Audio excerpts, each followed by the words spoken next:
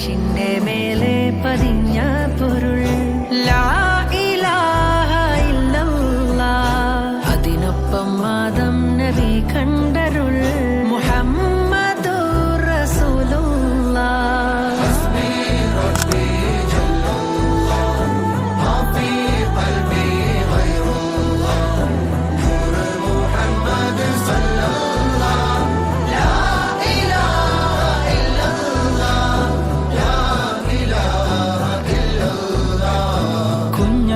കുഞ്ഞാറ്റലായല്ല മീനും ലോകത്തിൻ്റെ പൊന്നുയിരും കാലങ്ങളും ലോകങ്ങളും അതിലുള്ളതെല്ലാം മാനൂറിൻ പൊരുളാലുതീ. സ്വർഗം പടച്ചവനല്ലാഹുവാ ലാ ഇലാഹ ഇല്ലല്ലാഹ്. അതിലേക്കായുമ്മത്തിൻ വഴികാട്ടിയ